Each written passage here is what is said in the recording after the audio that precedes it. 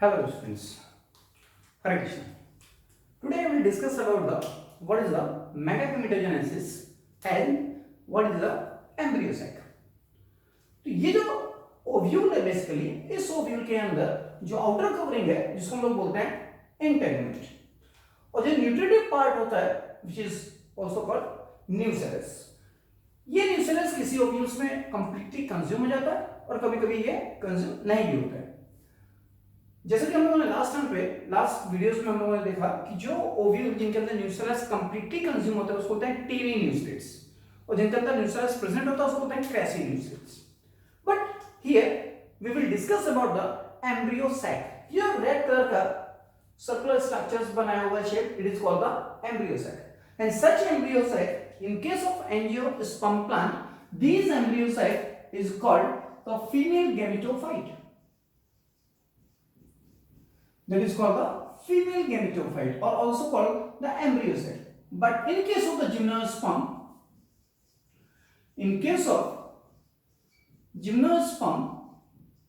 these female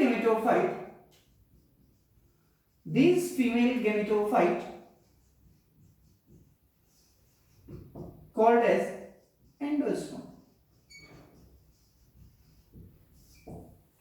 So in case of angiosperm plant, this female gametophyte is called endosperm, and which is the haploid. So here, this endosperm is a female gametophyte and the haploid because it forms before fertilization. That's why it is haploid in nature. Okay. So I want to discuss about the embryo sac. ये जो embryo sac है इस embryo sac के अंदर mainly तीन important structures आप लोग देख रहे हैं. यहाँ पे ये जो चलाजल एंड की तरफ स्ट्रक्चर्स होता है इस स्ट्रक्चर्स को हम लोग बोलते हैं antipodals. So antipodals always present on chalazal and these are haploid in nature and after degenerate it supply the nutrition for the development of embryo and endosperm also. ये जो एम्ब्रियो होगा जो इससे बनेगा बेसिकली आफ्टर फर्टिलाइजेशन जो बनेगा zygote और zygote के बाद जो एम्ब्रियो बनता है उसकी कहानी हम लोग बाद में डिस्कस करेंगे. नेक्स्ट द माइक्रोबायल एंड पे जो स्ट्रक्चर्स होगा उसको हम लोग बोलते हैं egg apparatus and this egg apparatus is made up of synergid and egg cell. Synergids, this is a two synergids here, and in between the two synergids the female gamete is present which is called the egg cell, which is also called female gamete, and it is also called oosphere, and it is a haploid. And synergid is also a haploid, but these are made up of or rich of polysaccharides, and these are ephemeral in nature. Ephemeral means short duration existence. So synergids से questions बनता है. These synergids are rich in polysaccharide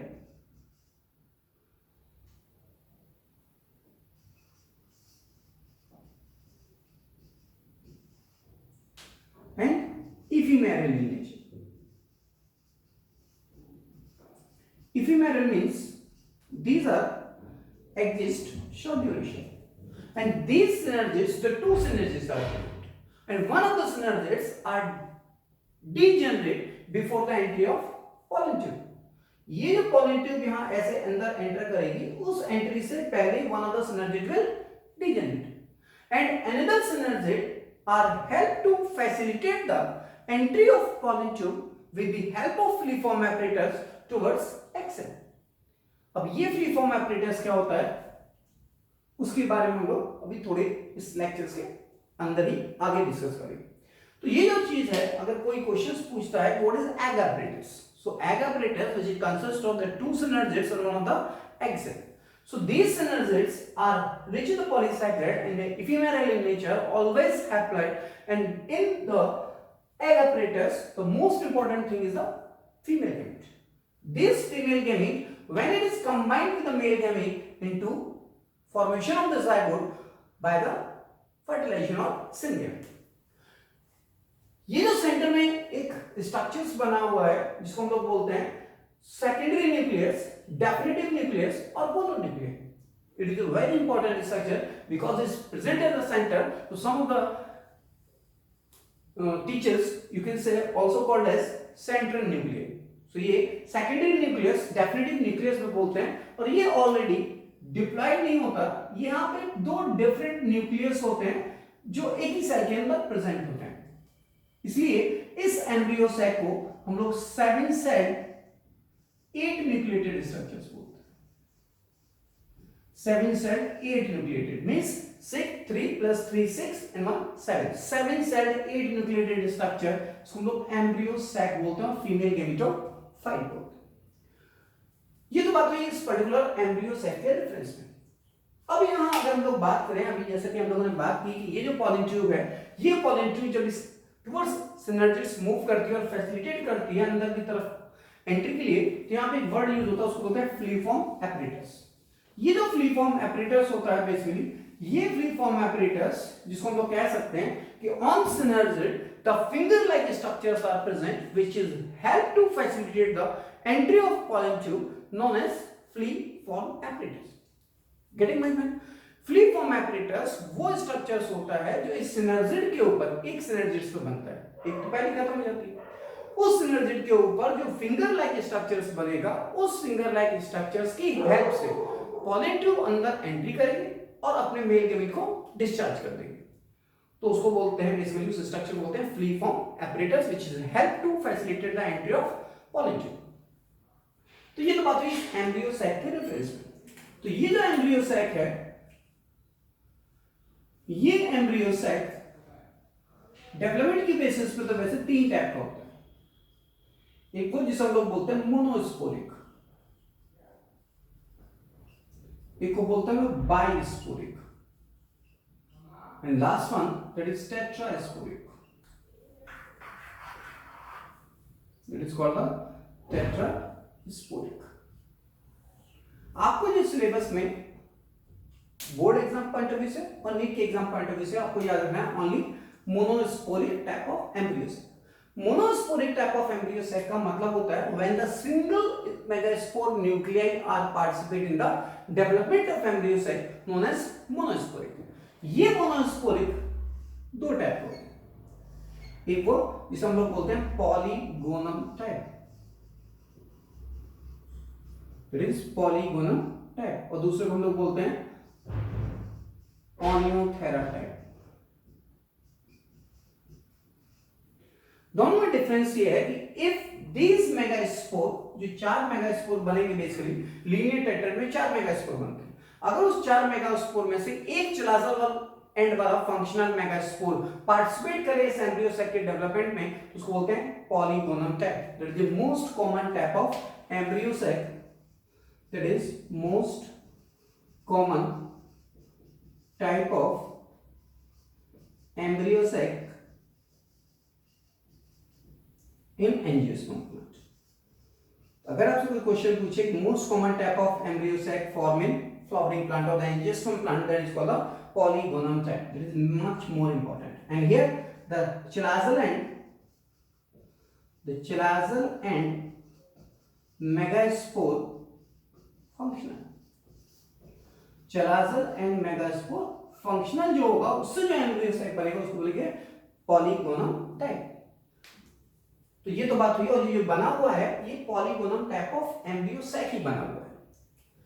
इसके बाद एक और important चीज आएगी, यहाँ पे हम लोगों ने डिस्कस किया था वैसे लास्ट लेक्चर में भी, पर फिर हम लोग यहाँ बात करते हैं. अगर क्वेश्चन आएगा फॉर्मेशन ऑफ एम्ब्रियो सैक और female gamete from megaspore known as, उसको बोलेंगे मेगा गैमीटोजेनेसिस. उसे हम लोग बोलेंगे mega gametogenesis. Mega gamete genesis means formation. Mega gamete है क्या? बड़ा गैमीट क्या है? Female gamete. तो अगर ये फीमेल गैमीट का फॉर्मेशन होगा फ्रॉम फंक्शनल मेगास्पोर तो उसको बोलेंगे मेगा गैमीटोजेनेसिस. ओके. जब मेल गैमीट बन गया और फीमेल गैमीट बन गया तो अब क्या होना चाहिए? फर्टिलाइजेशन. लेकिन यहाँ पे जब मेल गैमीट बनता है तो अगर आपको याद हो तो मेल गैमीट का फॉर्मेशन ऑलवेज पॉलिनेशन के बाद होता है। और जब पॉलन ग्रेन स्टिग्मा के ऊपर पहुंच जाते हैं और उस स्टिग्मा के ऊपर पहुंचने के बाद जब पॉलन ग्रेन जर्मिनेट करते हैं, pollen tube बनती है, then this pollen tube to carry the male gamete and move towards micropyle and to fuse with the female gamete. Before the fertilization, I want to discuss about the pollination. Okay, so हम लोग pollination की बात करते हैं.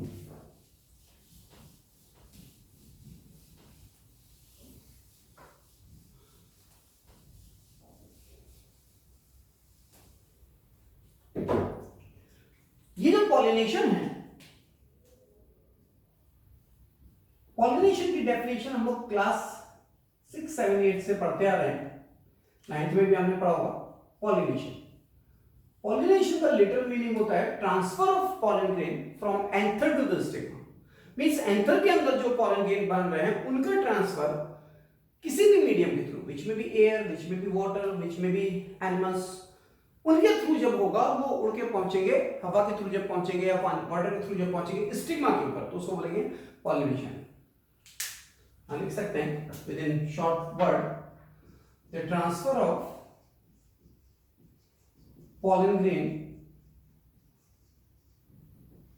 from anther to stigma. That is called pollination. In general, these pollination are two types. In general, these pollination are two types. That is cross pollination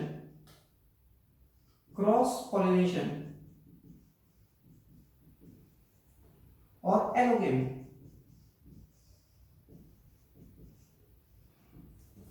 And the self pollination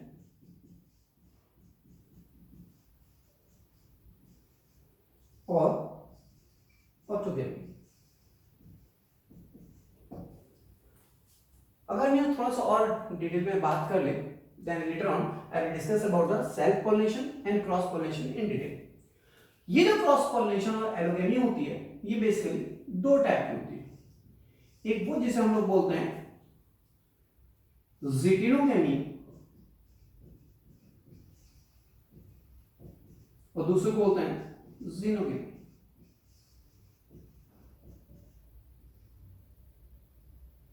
एक को बोलते हैं ज़िटिनोगेमी और दूसरे को बोलते हैं ज़िनोगेमी. ये जो सेल्फ पॉलिनेशन होती है वो ऑटोगेमी है. मींस जब किसी पर्टिकुलर फ्लावर के अंदर पॉलन ग्रेन एंटर से स्टिग्मा पे सेम फ्लावर के अंदर पहुंचता है, means transfer of the pollen grain from anther to the stigma of the same flower या within the flower, that is known as self pollination. But in case of the cross pollination, the transfer of the pollen grain between the two flower or between the different flower which may be the different plant also, that is called as cross pollination or allogamy. इस cross pollination और इस self pollination के अंदर एक और important thing है, उसको हम लोग बाद में डिस्कस करेंगे, बट यहाँ पे मैं उसके बारे में छोटा सा एक फ्लो चार्ट बनाना चाहता हूँ. इसको हम लोग बोलते हैं contrivances of allogamy. That is called contrivances desire, जिसे बोलते हैं कॉन्ट्रीवेंसेस ऑफ एलोगेमी. ये कॉन्ट्रीवेंसेस जो एलोगेमी होगी, जो एलोगेमी की डिजायर थी, जिसकी वजह से एलोगेमी देखने को मिलती है, वो कुछ इंपॉर्टेंट पार्ट है, कुछ इंपॉर्टेंट पॉइंट है, वो आपको याद रखना है. जैसे डायक्लाइनिंग,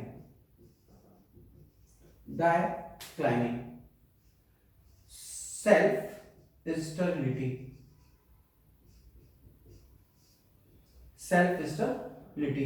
and next one dichogamy. And the last one, that is hercogamy. ये आपके यहाँ सिलेबस में है और ये इनका जिक्र कहीं ना कहीं एनसीईआरटी में भी किया गया. एक और आप कह सकते हैं यहाँ पे, एक और इंपॉर्टेंट पॉइंट तो नहीं है उतना, लेकिन देख सकते हैं, दैट इज हेटेरोमॉर्फिज्म.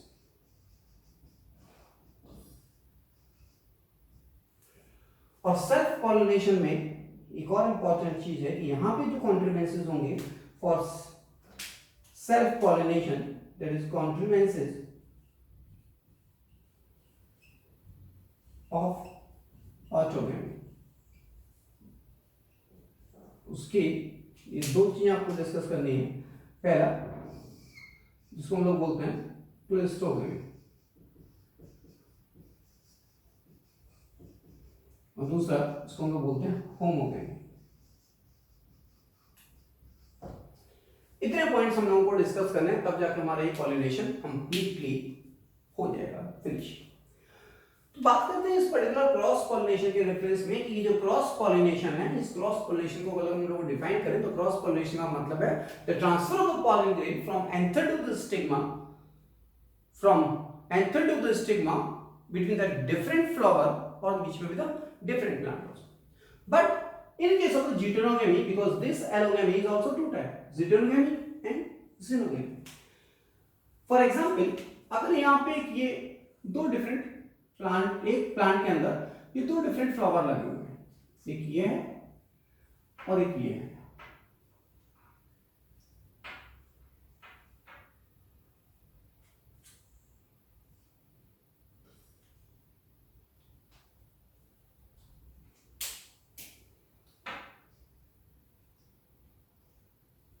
अब अगर इस पर्टिकुलर प्लांट के अंदर ये एक्स फ्लावर है, ये वाई फ्लावर है, अगर इसके एंथर से यहाँ पे ये पॉलन ग्रेन बन रहे हैं, ये पॉलन ग्रेन उड़ करके यहाँ इस पर्टिकुलर स्टिग्मा पे पहुंचे हैं, इसको बोलेंगे ज़ीटेनोगेमी।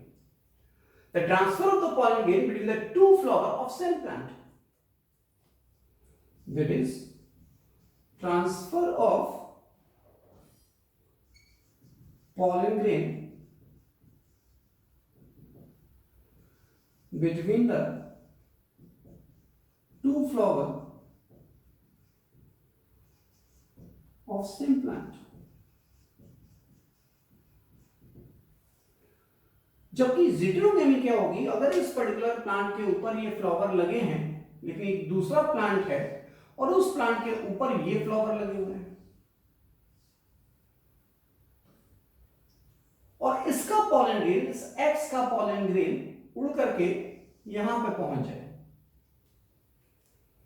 तो इसको बोलेंगे ज़ीनोगेमी। ज़ीनोगेमी का मतलब the transfer of pollen grain between the two flower of different plant, that is called the pollination takes place between two flower of between the two different flower of same plant। varieties और species में different, varieties और species में different, varieties और species में different। तो यहां पे हम लोगों ने डिस्कस किया कि ये जो पॉलिनेशन है ज़ीनोगेमी और ज़ीटेनोगेमी, एक बार फिर केयरफुली आप ध्यान से सुनिएगा कि अगर ये पॉलिनेशन में इस दो फ्लावर के बीच में, मतलब विद इन द प्लांट अगर दो फ्लावर है, इस एक्स फ्लावर का एंथर में जब पॉलन ग्रेन बनेगा और ये पॉलन ग्रेन उड़ करके इसी प्लांट के स्टिग्मा, दूसरे फ्लावर के स्टिग्मा पे पहुंच जाएंगे, उसको बोलेंगे geitonogamy. The transfer of the pollen grain between the two flower of same plant. यहां पे क्या है कि एक प्लांट है ये दैट इज नंबर 1 और दूसरा प्लांट है number 2, this is a Z. अगर ये एक नंबर का प्लांट, हम लोग यहां बात कर रहे थे ज़ीनोगेमी और ज़ीटेनोगेमी के रेफरेंस में, तो अगर हम लोग इस फिगर की बात करें तो इस प्लांट नंबर 1 के अंदर ये दो डिफरेंट फ्लावर है, एक एक्स और एक Y.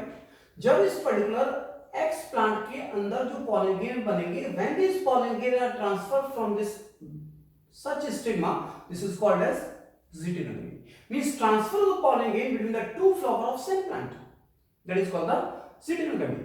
While in case of the ज़ीनोगेमी, these pollen grain are moved towards the another flower of stigma, that is called the ज़ीनोगेमी, means these plant are different and these transfer of the pollen grain, that is pollination takes place between the two different flower of same plant where the varieties or species may different। For example, कि एक लंबी लौकी होती है और एक गोल लौकी होती है लेजिनेरिया, बट लेजिनेरिया एक एक्स एक लेजिनेरिया वाई। ये जो एग्जांपल्स हैं आप यहां पे भी उसी तरीके से कोरिलेट कर सकते हैं कि ये दो different plant 1 and 2 in between the transfer the pollen grain between the two flower of different plant means species and varieties में different. Okay, so these are called the xenogamy. Important point है कि this ज़िनोगेमी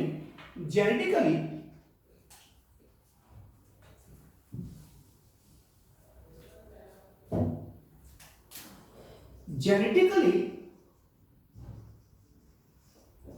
the ज़िनोगेमी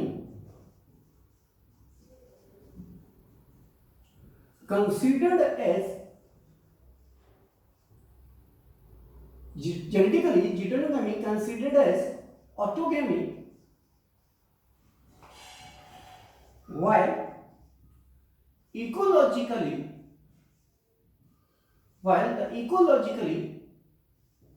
such getonogamy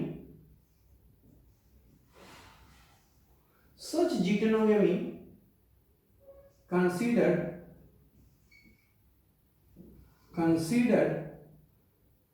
as allogamy। Very important point. अगर बात करें कि genetically तो genetically geitonogamy autogamy है, लेकिन ecologically these geitonogamy are called as allogamy. तो हम लोगों ने यहां भी डिस्कस किया कि एग्जैक्टली पॉलिनेशन होता क्या है, कितने टाइप का होता है, और ये जीटोनोगेमी और ज़िनोगेमी का मेन डिफरेंस आपको क्लियर होना चाहिए कि if the pollination takes place between the two flower which are present on two different plants where the varieties or species may differ, but if such pollination takes place between the two flower of the same plant, that is known as ज़िनोगेमी, and these ज़िनोगेमी are genetically considered as autogamy and this ecologically considered as the allogamy। okay, बाकी इसके अंदर जो discuss करना है हम लोगों को contributions of allogamy and एडोगेमी, ये मैं नेक्स्ट कमिंग वीडियो में इसको आपके साथ डिस्कस करूंगा। Okay, thank you so much. और इस पॉलिनेशन में हम लोगों ने एक और चीज डिस्कस की which is very important, that is what is geitonogamy and xenogamy. आज हम लोग बात करते हैं कि this is the allogamy and this is the autogamy, और आज डिस्कस करना है about the contributions means desires for the allogamy and the contributions for the autogamy. तो ये जो ऑटोगेमी है, ये ऑटोगेमी तभी हो सकती है जब बेसिकली क्या हो, क्लिस्टोगेमी हो, means the flowers are cleistogamous in nature. जब फ्लावर बंद होंगे तो ऑटोमेटिकली उनके अंदर केवल पॉसिबल होगा ऑटोगेमी और सेल्फ पॉलिनेशन। तो यहां पे जो क्लिस्टोगेमी है, ये क्लिस्टोगेमी एक प्रोसेस होगी, और इस फ्लावर को जिसके अंदर क्लिस्टोगेमी होगी उस फ्लावर को हम लोग क्लिस्टोगेमस फ्लावर बोलते हैं। ये जो क्लिस्टोगेमस फ्लावर होगा, इस फ्लावर का मतलब है closed flower. Closed flower it means कि उस पर्टिकुलर फ्लावर के अंदर एंड्रोशियम डायनेशियम जो है वो कवर्ड होंगे विद इन द पेटल्स, इसलिए उसके अंदर कंपल्सरी हो गया कि उसके अंदर क्या होगी, ऑटोगेमी होगी, क्योंकि जब भी एंथर के अंदर पॉलन ग्रेन निकलेंगे ब्रश करेगा तो कहां पहुंचेगा, स्टिग्मा पे पहुंचेगा because of the closed flower.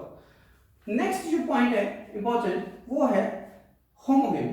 एक और इसमें एक डिस्कस करते हैं, एक एग्जांपल है जिसका नाम है कॉमेलाइना बैंगहेलेंसिस, दैट इज ए कॉमेलाइना बैंगहेलेंसिस। ये कॉमेलाइना बैंगहेलेंसिस which is one of the example where the chasmoclistogamous condition is present, there is a chasmoclistogamous condition is present। chasmoclistogamous means in such type of plant, in such type of flower, the chasm and clistom means open as well as closed flower both are present, इसलिए इसको बोलते हैं chasmoclistogamous in nature। एक और plant है जिसको हम लोग उसके सीड्स खाते हैं, उसके हम लोग कॉटिलेडन्स खाते हैं, जो ऑयली कॉटिलेडन्स होता है उसको बोलते हैं अरेकिस हाइपोजिया, जिसको इन जनरल बोलते हैं ग्राउंडनट, जो पैप्लियोनेसी फैमिली का मेंबर है। और उसके अंदर भी क्या करते हैं हम लोग chasmoclistogamous फ्लावर देखने को मिलते हैं, मतलब उसके अंदर होते हैं underground flower which is always cleistogamous, एक होते हैं ऊपर ओपन फ्लावर जिसको हम लोग बोलते हैं chasmogamous in nature। Next important point है जिसके बारे में डिस्कस करना है और वो है दैट इज होमोगेमी। होमोगेमी जो होता है, होमो का मतलब होता है एक जैसा, यहां पे होमोगेमी का मतलब है those plant in which the androecium as well as gynoecium both are mature at same time period. Means एक ही टाइम पीरियड के अंदर अगर प्लांट में in such condition the androecium and gynoecium mature at same time और same time period. इस particular condition में जब androecium और गायनोशियम का मैच्योरेशन एक साथ हो जाए, एक ही टाइम पे हो जाए, तो उसको बोलते हैं होमोगेमी। एग्जांपल है Argemone, that is called the Argemone. दूसरा एग्जांपल है mirabilis, that is the mirabilis, जिसको हम लोग 4 o'clock प्लांट भी बोलते हैं। तो ये है that is contrivances of autogamy, that is cleistogamy and homogamy. Next discuss करते हैं that is contrivances of allogamy. ये जो कॉन्ट्रीवेंसेस है एलोगेमी का, उसमें हम लोगों को डिस्कस करना है फर्स्ट दैट इज ए डायक्लाइनिंग। डायक्लाइनिंग का मतलब होता है स्पेशली डायक्लाइनिंग। इस डायक्लाइनिंग का मतलब होता है that is a diclinous flower. Diclinous flower का मतलब होता है sometimes these flower are the pistillate और स्टेमिनेट। मतलब कहने का कि वो फ्लावर जिसके अंदर या तो एंड्रोशियम हो या गायनोशियम हो, तो उसको हम लोग बोलते हैं डायक्लाइनस फ्लावर, उसको बोलते हैं यूनिसेक्सुअल फ्लावर, उस प्रोसेस को बोलते हैं डायक्लाइनिंग। तो those plant which having a diclinous flower, that is having a diclinous flower. Diclinous flower that is a unisexual, that is unisexual, which may be pistillate or staminate, which may be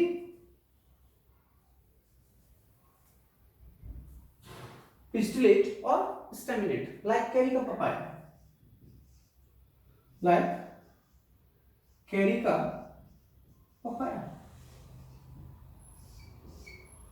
These are the diclinous flower. इस process को बोलते हैं dicliny. This is a main contrivances of the allogamy. अगर ये डायक्लाइनस flower होगा तो इसका मतलब ये होगा कि एंथर है, और उस एंथर के अंदर जब वो एंथर के अंदर माइक्रोस्पोरोजेनेसिस पॉलन के बनेंगे तो कहां पहुंचेंगे? तो उसके पास तो गायनोशियम है, तो अल्टीमेटली कहां पहुंचेगा?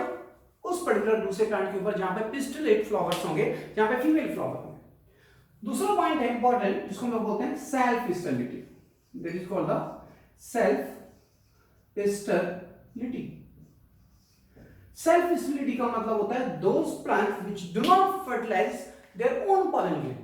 अपने ही पॉलन ग्रेन से जब किसी पर्टिकुलर प्लांट के अंदर पॉलिनेशन ना हो पाए, फर्टिलाइजेशन ना हो पाए, तो उसको बोलते हैं self sterility. Like the potato and like a tomato. ये जो पोटैटो है, पोटैटो के अंदर सीड्स नहीं बनते, इसलिए इनके अंदर because of the presence of self sterility. Okay, so I want to just write down here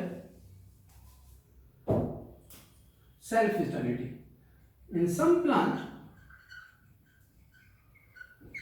like potato,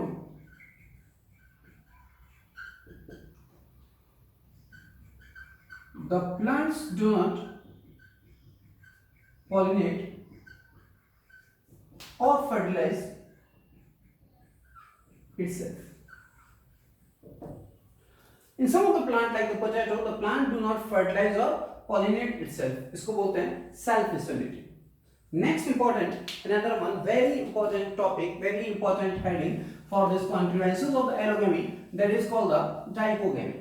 अभी हम लोगों ने यहाँ पे एक बात देखी, contrivances of autogamy में एक वर्ड था that is called the homogamy और एक वर्ड है allogamy. तो यहाँ पे एक पॉइंट है बेसिकली जिसको बोलते हैं लोग डाइकोगेमी। ये जो डाइकोगेमी है, इस डाइकोगेमी का मतलब है कि वो पर्टिकुलर प्लांट जिसके अंदर androecium and gynoecium both are mature at different time period, उसको बोलते हैं dichogamy. that is here the maturation of androecium and gynoecium,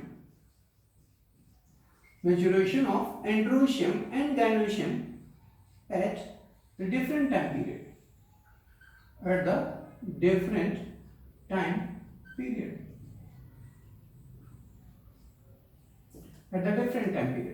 सो यहाँ पे जो डाइकोगेमी है उसका मतलब ये है कि वो पर्टिकुलर प्लांट जिनके अंदर एंड्रोशियम और गायनोशियम का मैच्योरेशन डिफरेंट टाइम पीरियड पे हो उसको बोलते हैं dichogamy, which is following types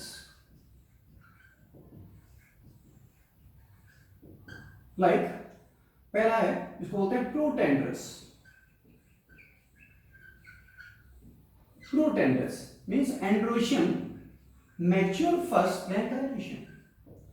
Androecium mature first then gynoecium.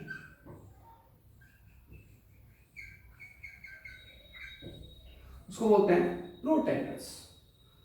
और दूसरा एग्जांपल है जिसको बोलते हैं protogyny. That is called the protogyny.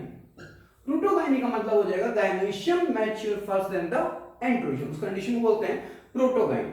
ये दो डिफरेंट टाइप ऑफ एग्जांपल्स हैं बेसिकली जिनकी हम लोगों को बात करनी है प्रोटोगाइनी और प्रोटेंडर्स के रेफरेंस में. यहां लिख सकते हैं that is gynoecium mature first then androecium.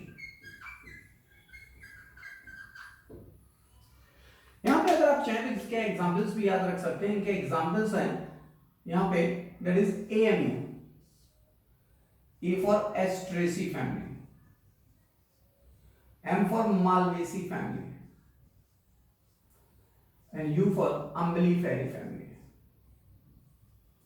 इसलिए याद रखेंगे that is AMU,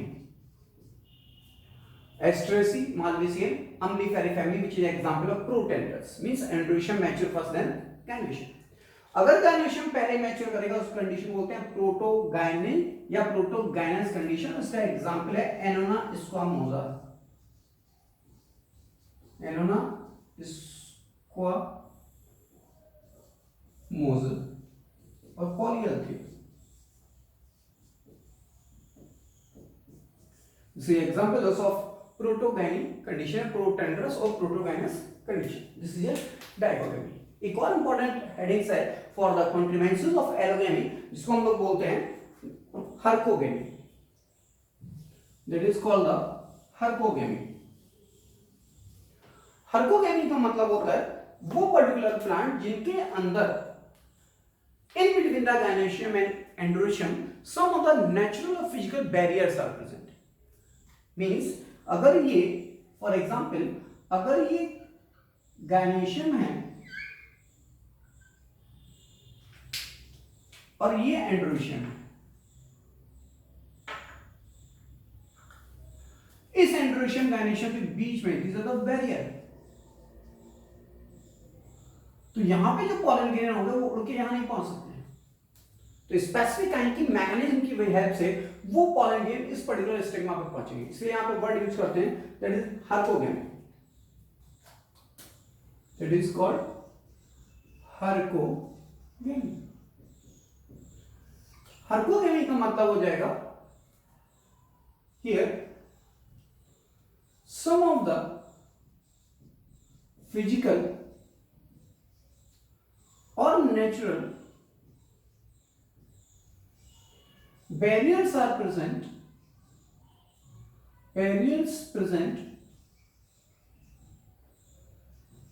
in between androecium the androecium and gynoecium to avoid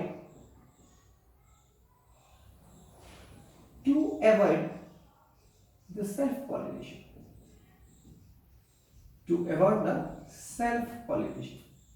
ये जो हर्कोगेमी कंडीशन है। हर्कोगेमी का मतलब है बेसिकली कि यहाँ पे इस एंड्रोशियम और गायनेशियम के बीच में, this is androecium, this is gynoecium, इस एंड्रोशियम गायनेशियम के बीच में some of the physical barriers are present in which is avoid the self pollination, which is help to promote the allogamy or cross pollination.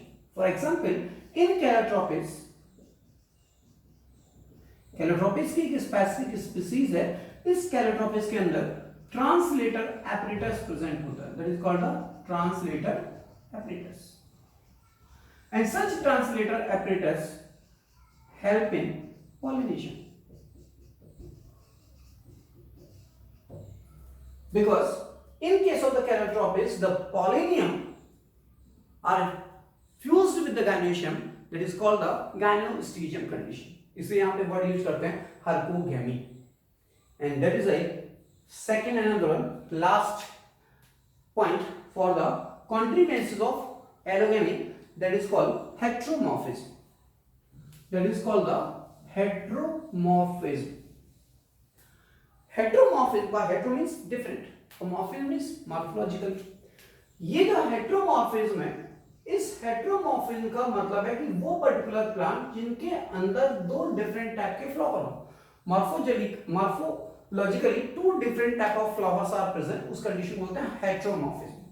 तो ये जो हेट्रोमॉर्फिज्म है वो दो टाइप से हो सकती है, मतलब वो दो वजह से हो सकती है. वो जिस फ्लावर के अंदर डिफरेंट टाइप ऑफ स्टाइल हो, उस कंडीशन को बोलते हैं हेट्रोस्टाइलिंग. हेट्रोस्टाइलिंग, that is called heterostyling. और अगर वहां पे दो डिफरेंट टाइप के एंथर, उस कंडीशन को बोलते हैं हेट्रोएंथी. उस कंडीशन को बोलते हैं हेट्रोएंथ्री. ये कंडीशंस हैं जो ये बेसिकली है, ये मिलती है प्रिमरोज में, जिसका नाम है ओनियोथेरा लेमार्कियाना, जिसके ऊपर लेमार्क ने वर्क किया.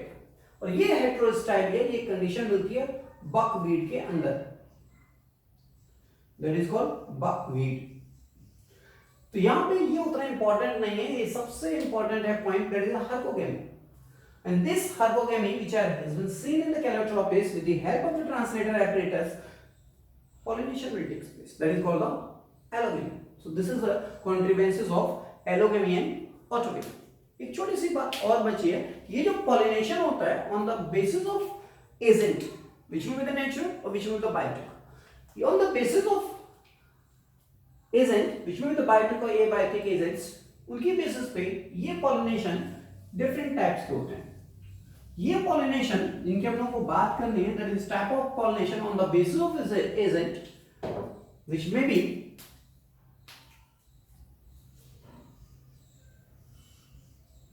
be anemophily, which may be anemophily. If such pollination takes place with the help of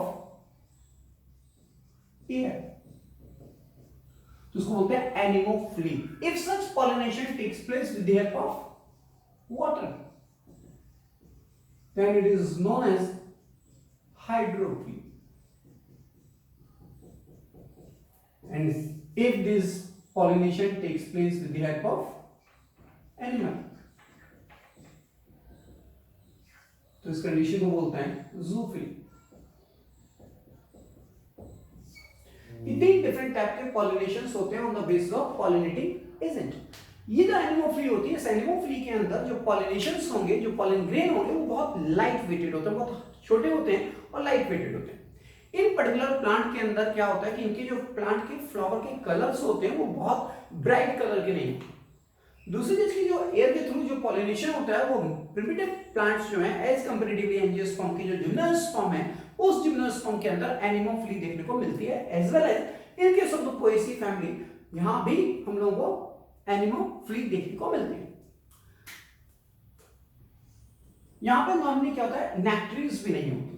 जो नेक्टर्स होते हैं वो नेक्टरीज नहीं होती. फ्लावर के कलर जो होते हैं वो लाइट होते हैं.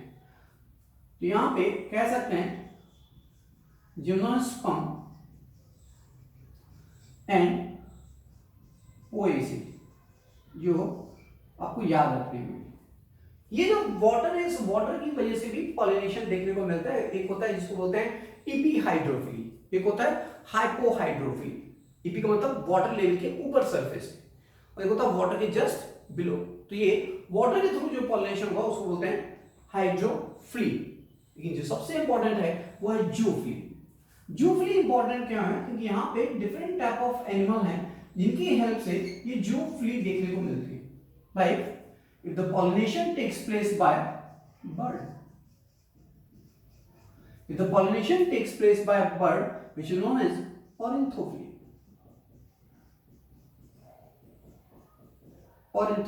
like the bottle brush.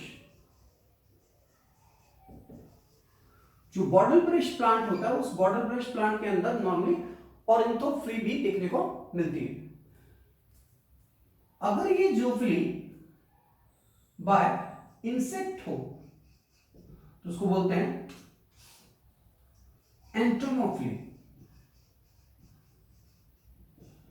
अब क्या मैक्सिमम ये पूछेगा कि if the pollination takes place by insect known as entomophily, अगर ये zoophily या with the help of animal अगर ये by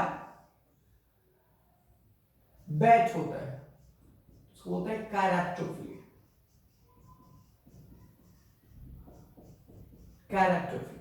If such pollination takes place by snail or slug तो इसको बोलेंगे मैलकोफिली।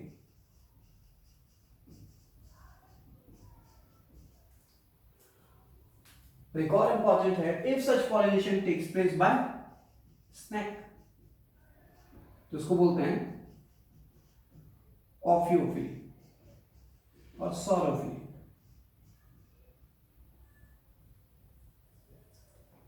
इसको बोलते हैं सॉरोफिली।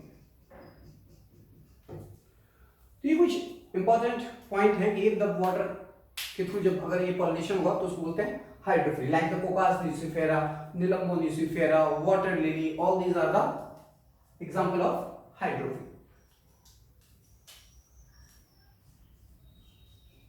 कोकास न्यूसिफेरा, दूसरा लिख सकते हैं निलंबो। ये है important some of the summary about the pollination. तो हम लोगों की बात ये हुई कि हम लोगों ने तो लास्ट वीडियो लेक्चर्स में बात की थी कि अगर सबसे पहला पॉइंट था कि जब रिप्रोडक्शन इन फ्लावरिंग प्लांट होगा तो सबसे पहला काम होगा कि रिप्रोडक्शन के लिए हमें चाहिए 3 इवेंट्स होते हैं सेक्सुअल रिप्रोडक्शन में। पहला प्री फर्टिलाइजेशन में जिसमें हम लोगों के मेल और फीमेल गैमीट्स बनते हैं। जब ये मेल और फीमेल गैमीट्स बनते हैं तो मेल गैमीट का फॉर्मेशन तभी होता है जब पॉलिनेशन होता है, और जब पॉलिनेशन होगा पॉलिनेशन एंथर से बर्स्ट होकर के और पहुंचते हैं जब स्टिग्मा के ऊपर तो वहां पे वो जर्मिनेट करते हैं and they are produce the male gamete from the generative cells. लेकिन जब फीमेल गैमीट का फॉर्मेशन होता है इनसाइड द ओव्यूल तो उसे हम लोग बोलते हैं मेगागैमेटोजेनेसिस, और ये दोनों पार्ट हम लोग डिस्कस कर चुके हैं। जब ये मेल और फीमेल गैमीट बन जाते हैं तो नेक्स्ट अनदर वन टॉपिक है जिसको बोलते हैं फर्टिलाइजेशन। तो नेक्स्ट कमिंग वीडियो में हम लोग डिस्कस करेंगे fertilization as well as double fertilization. Okay, thank you.